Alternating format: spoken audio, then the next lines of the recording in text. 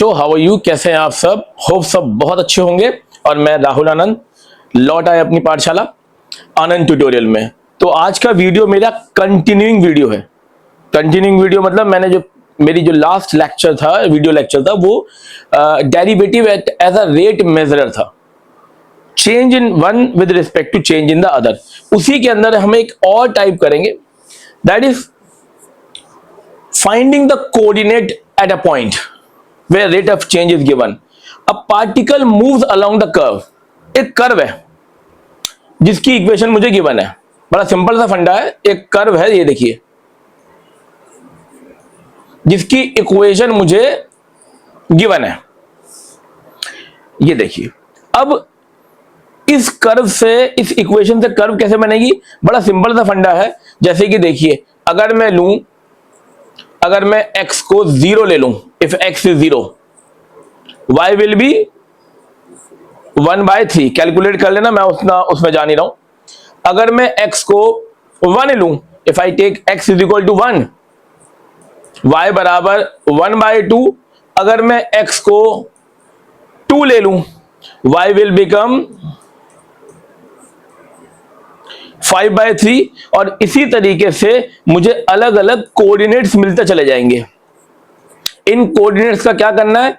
जब इन कोऑर्डिनेट्स को आप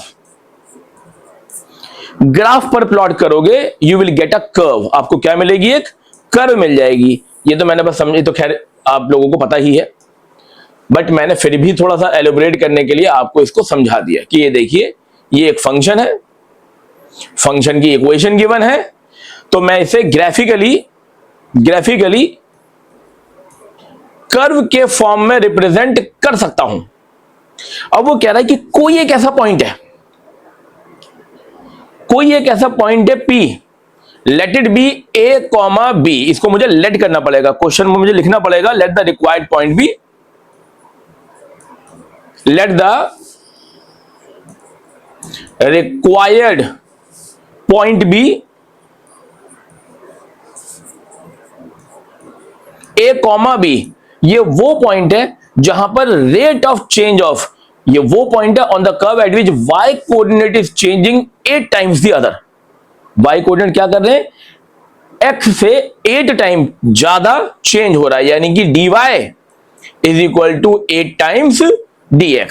dy क्या है? Change in y। dx क्या है? Change in x।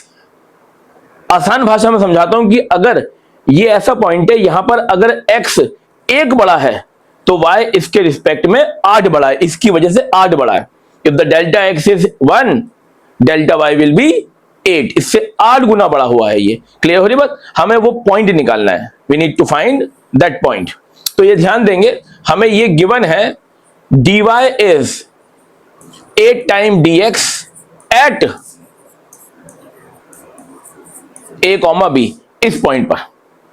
इसका मतलब हमें अल्टीमेटली उसने dy बाई dx दे रखा है 8। Let it be equation number 1। उसने मुझे dy बाई dx दे रखा है 8, लेकिन ये हर जगह नहीं है। ये किस इंस्टेंस पर है? जब पॉइंट चलते चलते ऐसे पॉइंट पर आया जो a, b है, जो मैंने अभी लेट किया है, क्योंकि ये मेरा रिक्वायर्ड पॉइंट है। यहां पर चेंज इन y 8 टाइम्स है चेंज इन x। अब ये dy बाई dx हमें गिवन है, यूज कैसे करेंगे? What is the equation of the curve?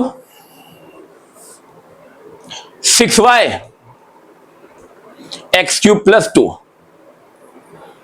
क्योंकि मुझे y का change with respect to x given है, तो इसका मतलब मेरा डिफरेंशिएशन भी, दिमाग लगाओ, यहां पर फोकस करो, मुझे डिफरेंशिएशन भी करना है y with respect to x। Given ही dy बाई dx है। अब ये क्या हो जाएगा? देखिए, 6y का डिफरेंशिएशन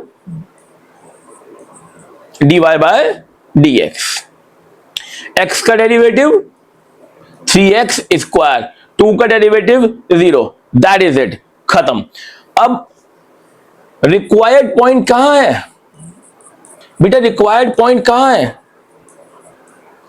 P पर। कोऑर्डिनेट क्या है? a, b पुट करते हैं।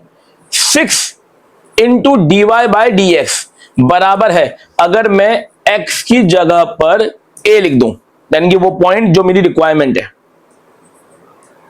y की जगह पे b लिख दूं, y है ही नहीं, y है नहीं तो किस बात की हमें यहां पर फिक्र करनी है, y हमारे पास है ही नहीं।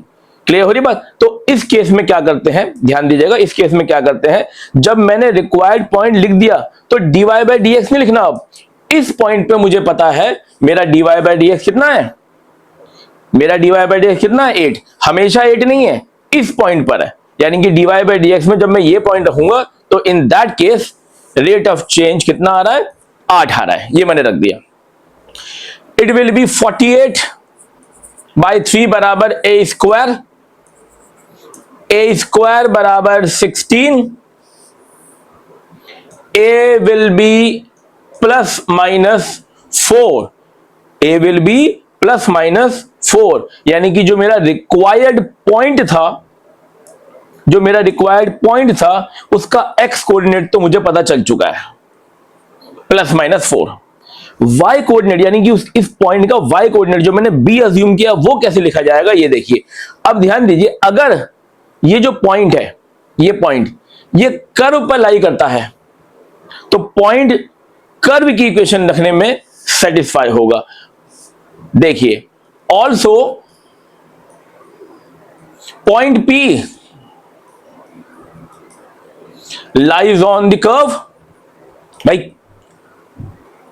जाहिर सी बात है, कर्व से पॉइंट आया है तो कर्व की इक्वेशन को सेटिस्फाई करेगा। कर्व की इक्वेशन ये रही, this is the equation of the curve. अब यहां अगर ये पॉइंट लाई करता है तो देखिए, y की जगह पर b और x की जगह पर a रखने पर equation should be satisfy. Equation हर हालत में क्या होगी, सेटिस्फाई होगी, क्योंकि पॉइंट कर्व पे लाई करता है। a तो मैंने पॉसिबली 2 निकाल लिए हैं, a मेरे पास पॉसिबली क्या है, एक तो 4 है और एक -4 है। जब a की 2 वैल्यू आई तो ये भी क्लियर हो गया कि ऐसा पॉइंट कर्व पर जहां पर y coordinate is changing 8 time, वो एक कोऑर्डिनेट नहीं है, पॉसिबली कितने हैं, 2 कोऑर्डिनेट है। कैसे निकलेगा, व्हेन a बराबर 4, अगर a 4 है तो इस केस में b कितना होगा, देखिए 4 का cube is 64 plus 2 is 66, divide by 6 is 11। जो मेरा पहला रिक्वायर्ड पॉइंट है वो है 4,11।